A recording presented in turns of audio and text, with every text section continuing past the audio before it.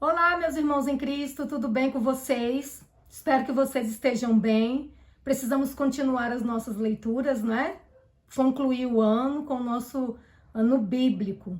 E hoje, a leitura de hoje é Números, capítulo 9, capítulo 10 e capítulo 11. Você já está com a sua Bíblia aberta aí? Então vamos conhecer qual é a vontade de Deus para nós? Vamos orar? Senhor Deus, mais uma vez estamos aqui abrindo a Tua palavra. Sabemos que é a Tua voz, ó Deus, e que essa voz toque o nosso coração e transforme a nossa vida conforme a Tua vontade. Que o Senhor nos batize com Teu Espírito Santo. Que o Senhor ajude-nos, Senhor, a vivermos uma vida que represente Jesus nessa terra. Que o Senhor habita em nós, que o Senhor transforme a nossa vida, que o Senhor perdoe nossos pecados e que nessa hora nos dê sabedoria para compreendermos a Tua palavra. Em nome de Jesus, pedimos e agradecemos. Amém. Então vamos lá? A celebração da Páscoa. O Senhor falou a Moisés no deserto do Sinai, no primeiro mês do segundo ano, depois da saída do povo de Israel da terra do Egito, dizendo: que os filhos de Israel celebrem a Páscoa no tempo determinado. No dia 14 desse mês, ao crepúsculo da tarde, vocês celebrarão a Páscoa no tempo determinado. Devem celebrar segundo todos os seus estatutos e segundo todos os seus ritos. Portanto, Moisés disse aos filhos de Israel que celebrassem a Páscoa. Então celebraram a Páscoa no dia 14 do primeiro mês, ao crepúsculo da tarde, no deserto do Sinai. Segundo tudo o que o Senhor havia ordenado a Moisés, assim fizeram os filhos de Israel. Houve alguns que estavam impuros por terem tocado o cadáver de uma pessoa, de maneira que não puderam celebrar a Páscoa naquele dia. Por isso chegaram diante de Moisés e de Arão naquele mesmo dia e lhes disseram: estamos impuros por termos tocado o cadáver de uma pessoa. Por que havemos de ser privados de apresentar a oferta do Senhor no tempo determinado no meio dos filhos de Israel? Moisés lhe respondeu: esperem, e ouvirei o que o Senhor ordenará a vocês. Então o Senhor disse a Moisés: fale aos filhos de Israel, dizendo: quando algum de vocês ou dos seus descendentes se tornar impuro por causa do contato com um morto, ou estiver em viagem longe de vocês, ainda assim celebrará a Páscoa ao Senhor. Devem celebrá-la no dia 14 do segundo mês, no crepúsculo da tarde. Devem comê-la com pães sem fermento e ervas amargas. Não deixarão sobrar nada até a manhã seguinte, e não quebrarão nenhum osso do cordeiro. Farão tudo segundo o estatuto da Páscoa. Porém, se um homem estiver puro, não estiver em viagem, e deixar de celebrar a Páscoa, esse será eliminado de seu povo, porque não apresentou a oferta do Senhor no tempo determinado. Tal homem levará sobre si o seu pecado. Se um estrangeiro habitar entre vocês e também quiser celebrar a Páscoa ao Senhor, deverá celebrar-a segundo o estatuto da Páscoa e segundo o seu rito. Vocês terão um só estatuto, tanto para o estrangeiro como para o natural da terra. A nuvem sobre o tabernáculo. No dia em que foi levantado o tabernáculo, a nuvem cobriu o tabernáculo, a saber, a tenda do testemunho. E à tarde estava sobre o tabernáculo uma aparência de fogo, até a manhã seguinte. Assim acontecia sempre, a nuvem o cobria, e de noite havia aparência de fogo. Quando a nuvem se erguia de sobre a tenda, os filhos de Israel se punham em marcha. E no lugar onde a nuvem parava, aí os filhos de Israel acampavam. Segundo o mandato do Senhor, os filhos de Israel partiam, e segundo o mandato do Senhor, acampavam. Por todo o tempo em que a nuvem pairava sobre o tabernáculo, permaneciam acampados. Quando a nuvem se detinha muitos dias sobre o tabernáculo, os filhos de Israel cumpriam a ordem do Senhor e não partiam. Às vezes a nuvem ficava poucos dias sobre o tabernáculo. Então, segundo o mandato do Senhor, permaneciam, e segundo o mandato do Senhor, partiam. Às vezes a nuvem ficava desde a tarde até a manhã seguinte. Quando pela manhã a nuvem se erguia, punham-se em marcha, quer de dia, quer de noite, erguendo-se a nuvem, partiam. Se a nuvem se detinha sobre o tabernáculo por 2 dias, ou 1 mês, ou por mais tempo, enquanto pairava sobre eles, os filhos de Israel permaneciam acampados e não se punham em marcha, mas quando a nuvem se erguia, eles partiam. Segundo o mandato do Senhor, acampavam, e segundo o mandato do Senhor, se punham em marcha. Cumpriam o seu dever para com o Senhor, segundo a ordem do Senhor, por meio de Moisés. As 2 trombetas de prata. O Senhor disse a Moisés: faça 2 trombetas de prata batida. Elas serão usadas por você para convocar a congregação e para dar o sinal de partida dos arraiais. Quando tocarem as 2 trombetas, toda a congregação se ajuntará a você à porta da tenda do encontro. Mas quando tocar uma só, se ajuntarão a você os chefes, os cabeças dos milhares de Israel. Quando vocês derem um toque de alarme, partirão os arraiais que estão acampados do lado leste. E quando derem um segundo toque de alarme, então partirão os arraiais que estão acampados do lado sul. Para a partida deve soar um toque de alarme. Para reunir a congregação, devem tocar as trombetas, mas não na forma de alarme. Os filhos de Arão, sacerdotes, tocarão as trombetas, e isso será para vocês por estatuto perpétuo de geração em geração. Quando na sua terra vocês saírem a lutar contra os inimigos que os oprimem, também tocarão as trombetas na forma de alarme, e diante do Senhor, o Deus de vocês, haverá lembranças de vocês, e serão salvos de seus inimigos. Também nos dias de alegria e nas festas fixas, e no princípio de cada mês, toquem as suas trombetas sobre os seus holocaustos e sobre os seus sacrifícios pacíficos, para que sejam por memorial diante do seu Deus. Eu sou o Senhor, o Deus de vocês. Os israelitas partem do Sinai. No segundo ano, no segundo mês, aos 20 dias do mês, a nuvem se ergueu de sobre o tabernáculo da congregação. Os filhos de Israel puseram-se em marcha, partindo do deserto do Sinai, jornada após jornada, e a nuvem repousou no deserto de Parã.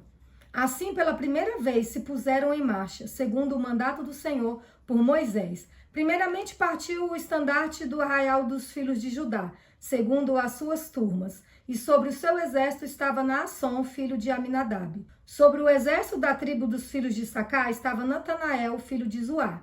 E sobre o exército da tribo dos filhos de Zebulon estava Eliabe, filho de Elon. Então desarmaram o tabernáculo, e os filhos de Gerson e os filhos de Merari partiram levando o tabernáculo. Depois partiu o estandarte do arraial de Ruben, segundo as suas turmas, e sobre o seu exército estava Elisur, filho de Sedeu. Sobre o exército da tribo dos filhos de Simeão estava Selumiel, filho de Zurizadai. E sobre o exército da tribo dos filhos de Gade estava Eliasaf, filho de Deuel. Então partiram os coatitas, levando as coisas santas, e o tabernáculo era levantado até que estes chegassem. Depois partiu o estandarte do arraial dos filhos de Efraim, segundo as suas turmas, e sobre o seu exército estava Elisama, filho de Amiúde. Sobre o exército da tribo dos filhos de Manassés estava Gamaliel, filho de Pedazur. E sobre o exército da tribo dos filhos de Benjamim estava Abidã, filho de Gideone. Então partiu o estandarte do arraial dos filhos de Dan, formando a retaguarda de todos os arraiais, segundo as suas turmas. Sobre o seu exército estava Aiezé, filho de Amizadai. Sobre o exército da tribo dos filhos de Azé estava Pagiel, filho de Ocrã. E sobre o exército da tribo dos filhos de Naftali estava Aira, filho de Enã. Nesta ordem puseram-se em marcha os filhos de Israel segundo os seus exércitos. Moisés roga a Obabe que vá com eles. Moisés disse a Obabe, filho de Reuel, o midianita, sogro de Moisés: estamos de viagem para o lugar de que o Senhor disse: eu o darei a vocês. Venha conosco, nós o trataremos bem, porque o Senhor prometeu boas coisas a Israel. Mas Obabe respondeu: não irei, prefiro voltar à minha terra e à minha parentela. Moisés insistiu: por favor, não nos deixe, porque você sabe que devemos acampar no deserto e você nos servirá de guia. Se vier conosco, faremos a você o mesmo bem que o Senhor Deus fizera a nós. Assim partiram do monte do Senhor e caminharam durante 3 dias. A arca da aliança do Senhor ia diante deles durante esses 3 dias, para encontrar um lugar de descanso para eles. A nuvem do Senhor pairava sobre eles de dia, quando partiam do arraial. Quando a arca partia, Moisés falava: levanta-te, Senhor, sejam espalhados os teus inimigos e fujam diante de ti os que te odeiam. E quando a arca parava, Moisés dizia: volta, Senhor, para os milhares de Israel. As queixas dos israelitas. O povo se queixou de sua sorte aos ouvidos do Senhor. Quando o Senhor ouviu as reclamações, sua ira se acendeu, e fogo do Senhor ardeu entre eles e consumiu algumas extremidades do arraial. Então o povo clamou a Moisés. Este orou ao Senhor e o fogo se apagou. Por isso aquele lugar foi chamado de Taberá, porque o fogo do Senhor se havia acendido entre eles. E o populacho que estava no meio deles veio a ter grande desejo das comidas dos egípcios. também os filhos de Israel começaram a chorar outra vez, dizendo: quem nos dará carne para comer? Lembramos dos peixes que comíamos de graça no Egito. Que saudade dos pepinos, dos melões, dos alhos silvestres, das cebolas e dos alhos. Mas agora a nossa alma está seca e não vemos nada a não ser este maná. O maná era como semente de coentro e a sua aparência era semelhante à de bidélio. O povo ia por toda parte e o colhia. Eles o moíam em moinhos ou o socavam em pilões. Depois o cozinhavam em panelas e dele fazia bolos. O sabor do maná era como os de bolos amassados com azeite. Quando de noite descia o orvalho sobre o arraial, sobre este também caía o maná. Moisés acha pesado o seu cargo. Então Moisés ouviu como o povo chorava por famílias, cada um à porta de sua tenda. O Senhor ficou muito irado e Moisés também não gostou daquilo. Moisés disse ao Senhor: por que fizeste mal ao teu servo? E por que não achei favor aos teus olhos, visto que puseste sobre mim a carga de todo esse povo? Será que fui eu quem concebeu todo este povo? Será que fui eu quem o deu à luz, para que me digas que o leve no colo como a babá leva a criança que mama, até a terra que prometeste dar aos seus pais? Onde eu poderia conseguir carne para dar a todo esse povo? Pois chora diante de mim, dizendo: dai-nos carne para comer. Eu sozinho não posso levar todo esse povo, pois é pesado demais para mim. Se me tratas assim, mata-me de uma vez. Se achei favor aos teus olhos, peço que não me deixes ver a minha miséria. 70 anciões para ajudar Moisés. O Senhor disse a Moisés: reúna para mim 70 homens dos anciãos de Israel, que você sabe que são anciãos e superintendentes do povo, e traga-os diante da tenda do encontro, para que estejam ali com você. Então descerei e ali falarei com você. Tirarei do espírito que está sobre você e o porei sobre eles. E eles ajudarão você a levar a carga do povo, para que você não tenha de levá-la sozinho. Diga ao povo: santifiquem-se para amanhã, e vocês comerão carne, porque vocês choraram aos ouvidos do Senhor, dizendo: quem nos dará carne para comer? A vida era melhor no Egito, por isso o Senhor lhes dará carne, e vocês poderão comer. Não comerão 1 dia, nem 2 dias, nem 5, nem 10, nem ainda 20, mas 1 mês inteiro, até que saia pelo nariz, até que fiquem com nojo dela, porque vocês rejeitaram o Senhor, que está no meio de vocês, e choraram diante dele, dizendo: por que saímos do Egito? Moisés, porém, respondeu: este povo no meio do qual estou é de 600.000 homens em pé, e tu dizes: eu lhes darei carne e eles a comerão durante 1 mês inteiro. Quantos rebanhos de ovelhas e de gado teríamos de matar para que tivéssemos o suficiente? Ou será que bastaria se juntássemos para eles todos os peixes do mar? Porém o Senhor respondeu a Moisés: será que a mão do Senhor se encurtou? Agora mesmo você verá se a minha palavra se cumprirá ou não. Moisés saiu e contou ao povo as palavras do Senhor. Ele reuniu 70 homens dos anciãos do povo e os pôs ao redor da tenda. Então o Senhor desceu na nuvem e falou com Moisés. E tirando do espírito que estava sobre ele, o pôs sobre aqueles 70 anciãos. Quando o espírito repousou sobre eles, profetizaram, mas isso nunca mais se repetiu. Eldade e Medade. Porém, 2 homens ficaram no arraial. Um se chamava Eldade e outro Medade. O espírito repousou sobre eles, porque estavam sobre os inscritos, mesmo que não tivesse ido até a tenda, e profetizavam no arraial. Então o jovem correu e anunciou a Moisés: Eldade e Medade estão profetizando no arraial. Josué, filho de Num, auxiliar de Moisés, um dos seus escolhidos, respondeu e disse: Moisés, meu senhor, ordene que parem com isso. Porém Moisés lhe disse: você está com ciúmes por mim?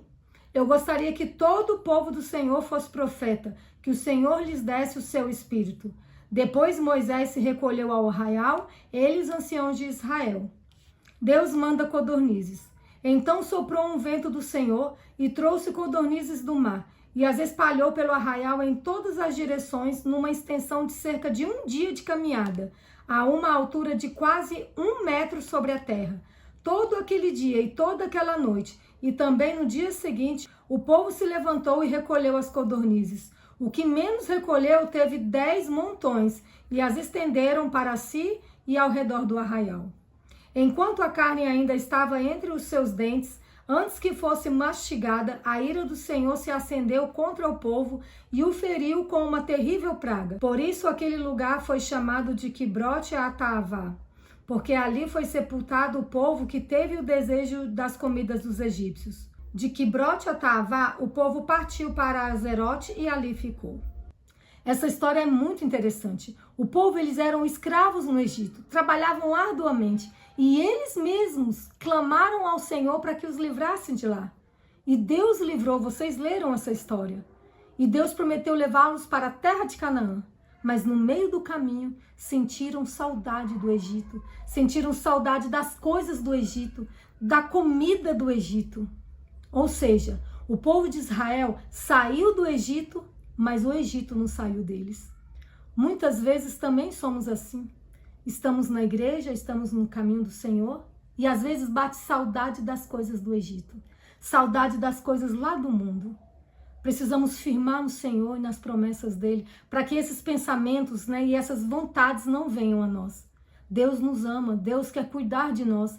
A história todinha mostrou o cuidado de Deus pelo seu povo e Deus também cuida de nós. Então que Deus possa tirar de dentro de nós para sempre a saudade das coisas do Egito e firmarmos na palavra, porque essa é eterna, essa nos levará para o céu. E essa foi a leitura de hoje. Que o Senhor te abençoe e te guarde e nos vemos amanhã.